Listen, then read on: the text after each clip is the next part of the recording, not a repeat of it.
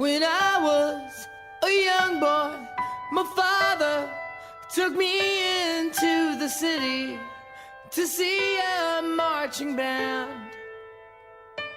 He said, son, when you grow up, would you be the savior of the broken, the beaten, and the damned? He said, will you defeat them, your demons, and all the... Good evening, Disney fanatics out there. It's your host of the most, Benjamin Dutil, coming to you back with another, I can't say exciting because I haven't seen the movie yet, but hopefully exciting episode of the Horror Heated YouTube channel and the South Jersey Horror Podcast. Today I'm sitting down with Tristan Nokes, who plays the Prince in The Death of Snow White, which is being released today in theaters, or just in Seattle, I think, what you just told me before the interview. Yep. I used to live in Seattle, which really sucks. Oh my God, now I'm kicking myself in the ass. Anyway, so for what I understand, this is a dark, grim version of the Disney fairy tale. Not your usual fairy tale you see on Disney. And kids, if you're under 18, don't go. Well, if you're under 13, don't watch this movie because you might traumatize you. I don't know, whatever. Yeah. Anyway, let's reel my guest in, please. Please give a warm welcome to Tristan. How the hell are you doing? I'm doing great, man. Doing great. It's Friday. We're good. Ready for the weekend. Yeah. I'm dying to see this movie and see how it turned out because I love watching dwarves in action. I don't know what it is. It's just so weird. It was so awesome working with them. We didn't know Jeremy, who played Dozer, who's the sleepy character of the dwarves. We didn't know he was so jacked and ripped. Like we were doing hair and makeup, and within hair and makeup there was a changing room, and Jeremy came up with his shirt off, and everyone was like, and we're like, did you know he was ripped? I was like, no, I didn't know he was jacked. And so, and he was like rippling like pecs and abs. So then the director was like, hey, shirtless scene, question mark?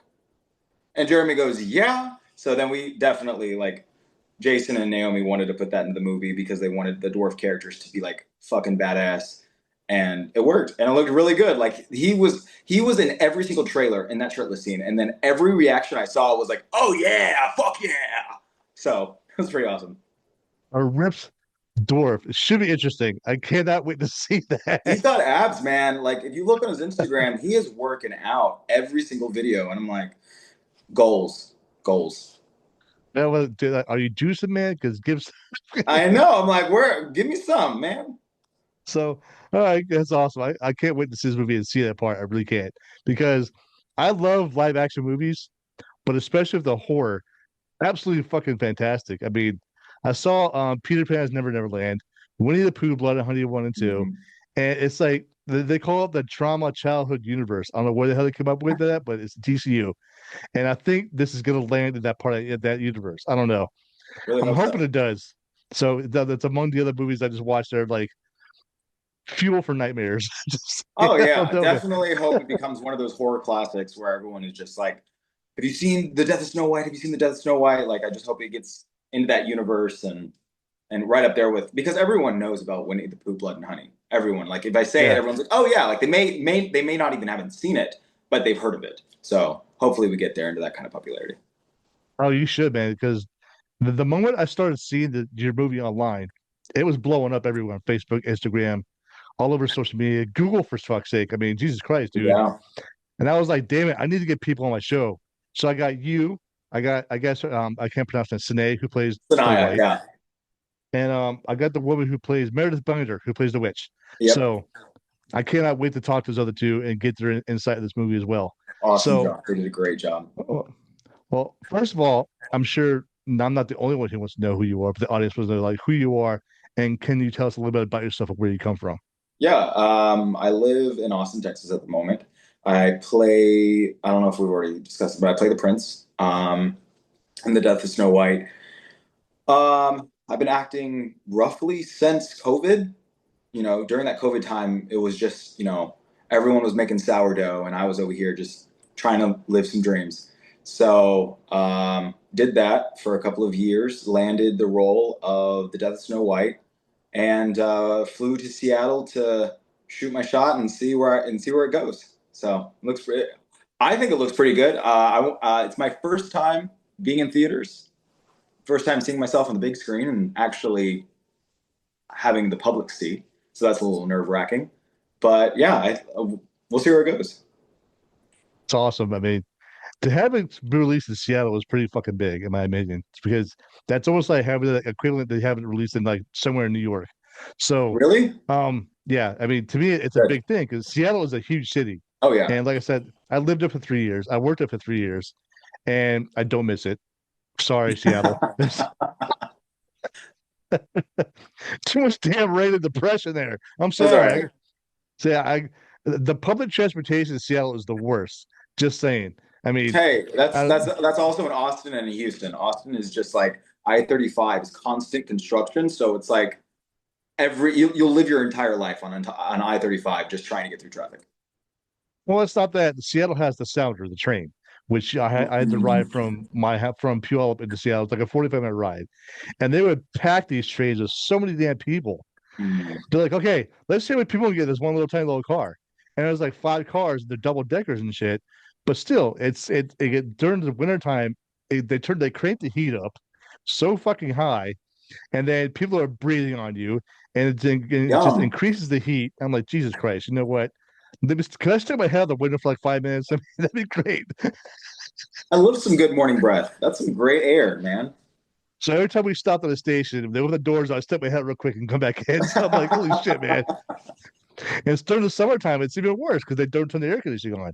It's insane. It's just gross and nasty. Okay, Yeah. I'm digressing. I I hate Seattle. will I'm say glad I Seattle has left. some really good weather because even though it was the summer while we were filming, was it the summer? It was I think it was like the summertime area, or was it? Anyway, the weather was amazing. Like it got cold. It was supposed to be the hotter season, and it got cold at night, and it was like confusing. But it was like overall great weather. Amazing, very green. You got lucky because every time the 3 years I saw nothing but rain. It's just ridiculous. No, actually, it wasn't raining. I don't think it was raining at all. It wasn't raining at all during any of the seasons. I think there was one time where it probably did rain, but I don't even think it rained the entire month that we filmed. No, I think it was good. You got very, very lucky, and I envy you now because God damn it. Anyway, so so how does it feel to be part of a dark version of of this fairy tale? I mean, I mean, I think the timing, it's a great time to be releasing this movie, especially with another movie that just came out, and trying my best to be respectful to both films. It the turnout wasn't as great as they had hoped. But releasing this film, I think there was no other better time to release this film because everyone is anticipating this story with a realistic twist in a sense. Because everyone has seen Snow White in like 4 different films. So this is definitely a different turn. There's the Kristen Stewart one. There is the Julia Roberts one.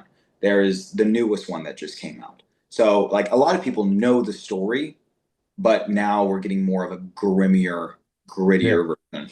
So I think that's really cool, and I think it's going to be different than the rest of the films. yeah. There's definitely a lot of variables in this one. Yeah, doors and blood. That's all it takes for me to go see this in the theaters. Oh yeah, it's pretty cool. Like there was one moment where they used fire extinguishers filled with blood. Really, Yeah, like that's awesome. there's one scene where one guy in Spoiler. armor. No spoiler, maybe I don't know. It doesn't spoil the story, um, Okay. but a guy in armor does explode, and it's like blood seeps in every single crevice of his armor. Yeah, they had to like mop up the entire like deck after that scene. I'm gonna text my wife. I got plans for tomorrow to go see this movie. It was pretty gnarly, pretty gnarly. So your character, the prince, is part of the story for the beginning of the movie, Mhm. and we get to see you or use the prince begin his courtship with Snow White. and before the evil queen sends her fucking retarded huntsman, I guess, I don't know, and to apprehend Snow White and her friends. So, what else can you tell us about your character and the role in this movie? Yeah, what I do appreciate what Naomi and Jason, the directors and writers, did for this movie is that they gave the prince a much bigger role than any other film of Snow White. Even in the animated version, the prince had a very, very minute role in the film. He was there in the beginning to introduce himself, and then he was there in the end to save Snow White, and that was it. In this version, you see the prince develop that relationship with Snow White. It gets a little bit deeper than just this, I'm like love at first sight kind of thing. It's a little bit deeper than that. There is much more of a development, and you get to see the prince journey through getting ready to save Snow White.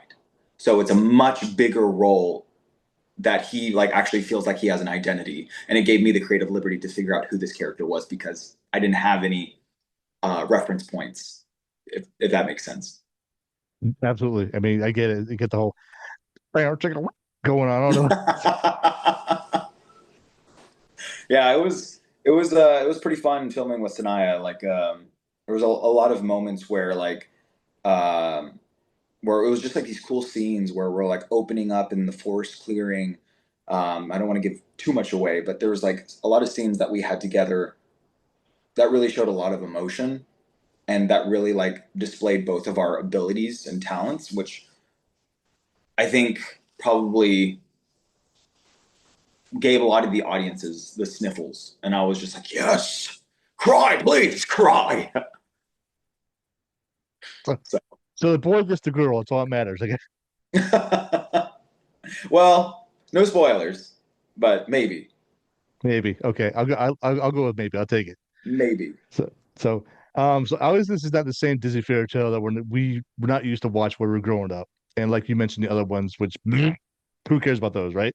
I mean, I'm dying to see this one. I can't emphasize that enough. Um, a much grimmer version of Snow White. The movie dips into broader elements of blood, guts, and horror. And you were told it's like, okay, there's tropes, obviously, that attempt to maintain the innocence of this film as well. And how did, in your opinion, how did that clash? Like, you have to maintain the innocence, but you got blood and guts everywhere. I mean, innocence in regards to a character, innocence to the movie. What innocence are we talking about? Both, if you can, if or just choose one. I mean, I dealer's think choice. I think there is some innocence that comes with Snow White because she is such a thoughtful and caring character. Um, but then again, Naomi and Jason also wanted to be realistic and wanted it to be medieval, which that's the time frame that it came from. Um, so there's a lot of characters that are innocent, but also you can still have that gory element and still make it realistic. If that makes sense. So if a movie is innocent, there is still some grim truths and grim reality that can still go hand in hand. If that makes sense. Yeah. Um, so for instance, a lot of the time I'm fighting with the dwarves. I eventually meet up with the dwarves going through my journey, and I honestly believe that the prince is kind of innocent in that kind of sense as well. He's never killed anyone or fought anyone to that extent. So I guess it goes from character to character, figuring out who's that innocent, but still remaining that, and but still continuing that reality. You know. Not track it. That sounds good. I mean, I'm tomorrow is a hurry up, so I'm gonna see this in the damn theater. Jesus, I It hate is. talking about a movie and not knowing anything about it. It sucks. So, I mean, it's a It good thing tomorrow's Saturday. we saw in the premiere. It was pretty awesome. It was pretty cool. You don't really get to see the final product because you're in front of the camera, so you don't really see like the only parts you see of yourself is like, hey, can I watch playback? And that's it. You don't get to see the full product. But now after seeing the full product, you're just like, okay, all right, let's see what the audience thinks. So you're happy with the final product of the movie? Oh yeah, absolutely. Okay. It's like the I'm so glad that they did practical effects because CGI can go wrong very quickly. Like you can spend millions and millions of dollars, it can still look really bad. It's very hard to get right. Practical effects, use the right camera angles, the right camera effects. It can be achieved, and it looked real. Like I knew they were prosthetics, and I saw it on screen, and I was like cringing and curling my toes because it looked so uncomfortable. Like again, this is a horror movie. The queen is all about self mutilation. So seeing that on camera like made my skin crawl because it looked so real in a good way. So it was really cool. Sounds like something like Quentin Tarantino would do. Oh yeah, absolutely, absolutely, really gnarly. So I've seen picture stills on IMDb Pro about the movie, and the director, he is one tall motherfucker. I'm just saying, man. He is 6'5" or 6'6". He played one of the huntsmen, and literally all I am 5'6". Okay, so all the other huntsmen were 6 feet 2, 6 foot 3 and above, all of them. So it was yeah. They picked the right roles for the right people. Um, Definitely had some tall folks in there. I get it. I'm 5'9", but my son's 6'2", so he just Must be towers over me nice. sometimes. Must be nice. It's just my son just towers over me. He'll stand next to me. I have to look up at him like, I remember I used to put you over my knee and spank you, but I can't do that anymore. So It's okay. I'll look up at both of you. he's got his whole climate up in his head. I don't know what it's going Oh on. yeah. So, Don't know so, how you guys do it. so the blood and guts received in this movie is a significant portion of the film's attention, like the entire attention of this movie, and is more effective in turning stomachs and underlining scares. Yes or no? What's your viewpoint on that? Absolutely. Absolutely. Like I said, that the practical effects itself, I knew that they were fake. Even looking at them in real life, I knew that they were fake, but they looked real. Like Jason, the director, casted his hand, and the painting, the sculpting, it looked like an actual hand. And I knew it was fake. It was like a prop arm, and I'm looking at it. I took a picture of it, and it looked like a real hand. So that was in real life. Seeing it on camera, seeing it on the screen, go ahead and chop that up. That looks real. Okay, I get it. Yeah. Very So, I want to talk about the doors real quick. yeah, I understand the dwarves are hell bent on avenging Snow White's death. correct. It's the entire movie, and which she has an untimely demise, which really fucking sucks. But it's a horror movie. It's gonna happen. It's inevitable. Sorry, Yeah. folks. If you don't like it, kiss my ass and the director's ass. So, what was it like to see the dwarves in action while filming this movie? I'm telling you, man, it was amazing. I didn't when filming happened, I was from beginning to end. I didn't see them until halfway through because that's when they were introduced. When I saw them come in, it literally was like looking at celebrities. I didn't know who they were. I obviously we're all friends now, but I didn't know who they were when I first met them. And I was like, "Oh, these are the dwarves." Like I was starstruck for some reason. I was looking at them and I was like, "Oh my god, this is so cool." They didn't even have their costume on. They didn't have makeup done. It was just them regularly. Then when they had their costume on and makeup done, and then they came in, that was like I felt like I stepped into the world. Amazing, amazing job. And then the introduction was their intro shots. So it was a lot of the heroic shots that they did for them. A lot of smoke and a lot of grit. That was pretty cool. That was awesome. So Everybody has like the hero shot, was it like a slow motion walking, and like walking as angels. yes, yes. I don't want to give too much away, but they help me do things. I feel like I'm playing Taboo. They helped me do things, and it was those hero shots that I'm telling you, they look like celebrities. They look like they knew what they were doing, and they knew what they were doing. So it was pretty cool. It's like okay, I feel like going back to like Lord of the Rings or some shit. It's the little hobbits or something. It was cool. It was awesome. Like just seeing them in action, it was just mind blowing. It was really cool, especially with the weapons that they have. Um, this like this realm is supposed to be medieval fantasy, so they really wanted to tie that fantasy with the weapons that they wielded. So even seeing their weapons, because each dwarf has a very unique weapon, which is really cool. Um, and it shows like their fighting style. It shows each of their personality. And there's some little Easter eggs in there that I didn't even get until Naomi and Jason mentioned it. And I was like, oh, interesting. So if you guys watch it, you'll see a little Easter egg of, their occupation and what weapon they choose to fight with based on their job that they had before the evil queen rose into power. So there's a lot like 300. You got Potters fighting Yes, yes. They're really cool, yeah. Oh, God, that's funny. Oh man. So your character obviously plays a major role. So what was it like for you on set? Can you briefly walk us through like what the routine was like before filming and during filming? Yep. Going in, the time beginning time fluctuated. Sometimes we were there until 4 o'clock in the morning. Sometimes because we were there for so late, we had a late shoot time. But going there, we would go to the like Renaissance Festival area. It was no bigger than like maybe 3 apartments big. That's how small it was.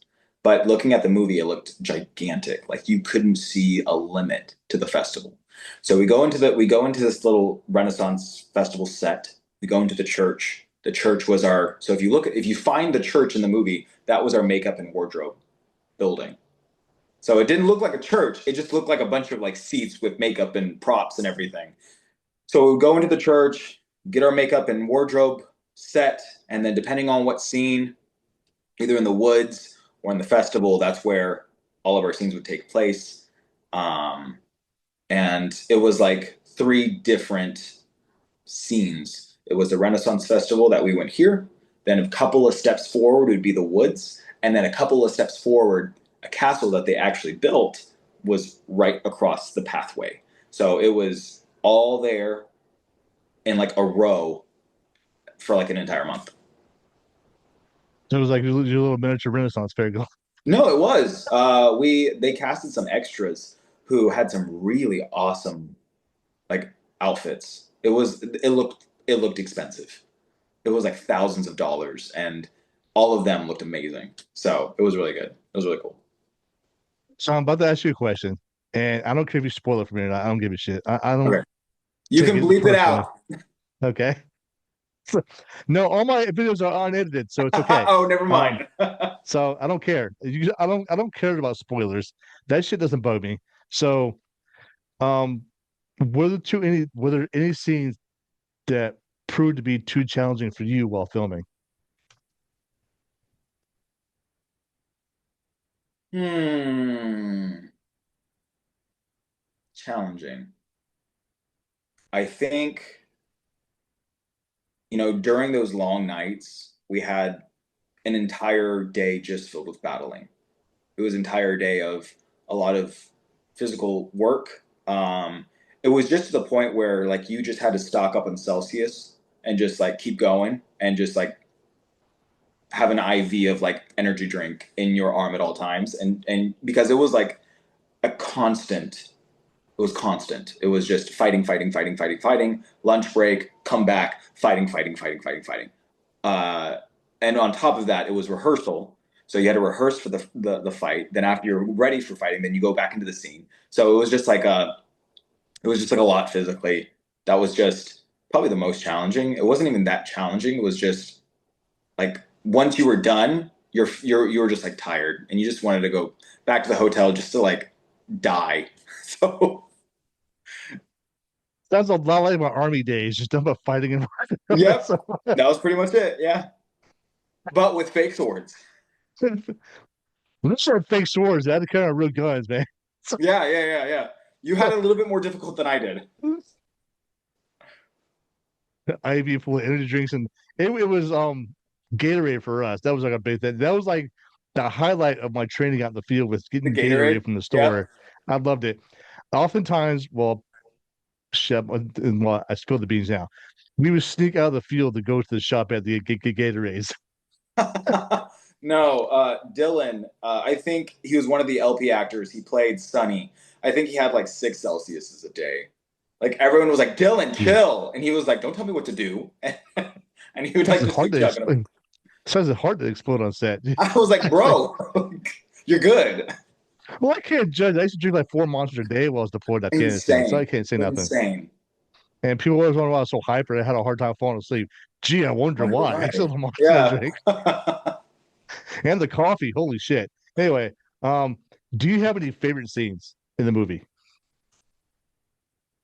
Watching it, I think my favorite scene, a lot of Chelsea's scenes were really good. I looked at those and I was like, good job, Chelsea. That was really good. Um, there were some really good scenes, a lot of emotional scenes that I appreciate were me and Snow White in the clearing, in the woods.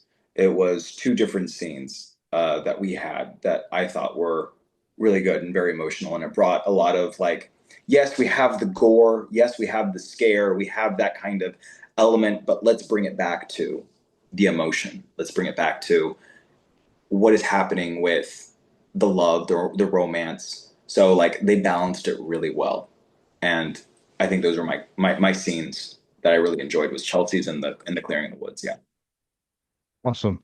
I mean, keep looking for those too. So, you hear that, folks? Yeah, the prince is smitten for the prince. Snow White. Okay, it's okay. So absolutely. you being a fairly new actor, and landing a major role in the movie. Congratulations, by the way, because Thank you. I'm assuming this is gonna be a big hit. I can tell. Like I said, everything's exploded on Facebook, on Instagram, everywhere on Google. It was just nuts. It was like a wildfire spreading everywhere. So, what advice do you have for anyone who is just now coming up to being an actor? Um, learn to take no for an answer. You are going to get a lot of no's, a lot, and and sometimes it has nothing to do with your talent. Sometimes it's just the look that they're looking for. Um, I had an audition once who was a drug addict. Um, and I thought I did a good job, but I didn't get the role. And then I found out who actually did get the role. And I was like, you know what? He looks much better for the part. Like it looks real. It looks like he did a much better job than I ever would. But yeah, sometimes it's just not your talent. Sometimes it's just your looks, also what your location. It's a lot of things. So don't think it's ever you, and just be okay with not getting it. And sometimes having that attitude will make you have it. You're like, I'm not going to get it. And then I literally had the same attitude with the Prince.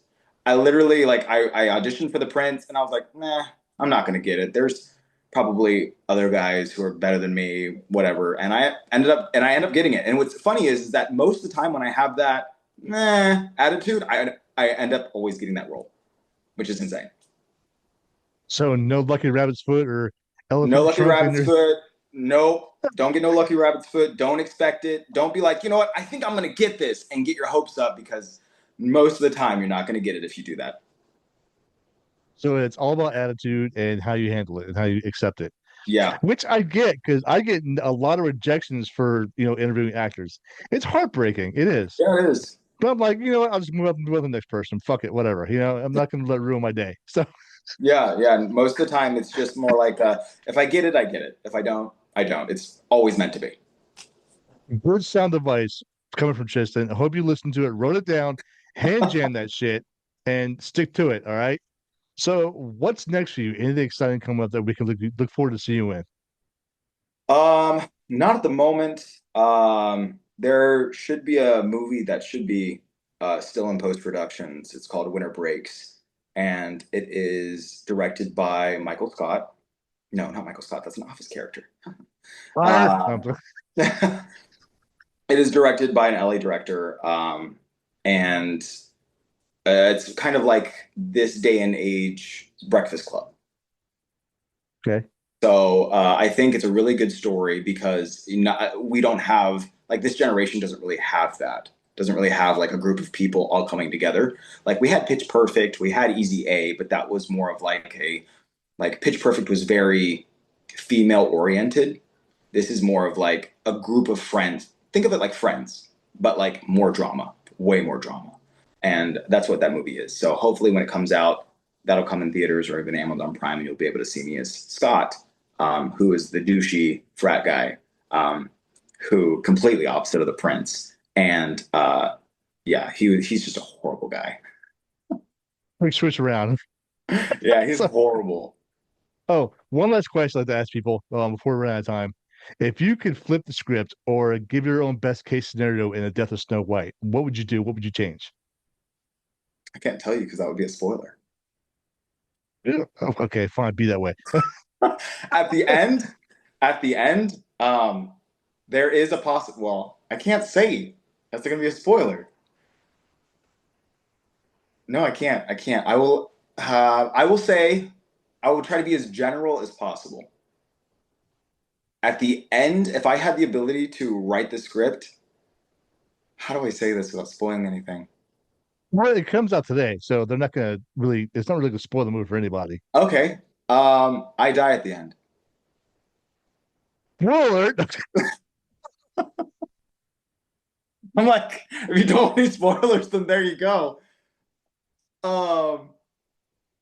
So there is hints. There is hints that I do come back. There is rumor. I'm not going to confirm any information, but if they do make a sequel, the prince might be coming back. Was it a manly death at least? Was it like worth dying for? I mean, What? Say that again? was it a manly death at least? It was a sacrifice. I don't know why I said it Okay. like that. It was a sacrifice. It was a sacrificial death. I will say that. I won't say here, how about this? In order to prevent spoilers, I won't say how I died, but it was a sacrificial death. So it's honorable. Okay, I'll give you that. All right, I'll give you that. Okay. Yeah, Okay. there you go. So now I was like, oh, Tristan, shut up. Director's like, boy, this boy's in trouble now. I know. I'm like, Jason, if you're watching this now, it came out today. So Jason's There's gonna nothing you can do or say about it. Too late. It's like it already came out today, so they'll know. Oh man, this has been a fun interview. It's too bad we got to end this. We're out of time. You've been a fantastic guest. Thank you so much for joining me today. Thank you.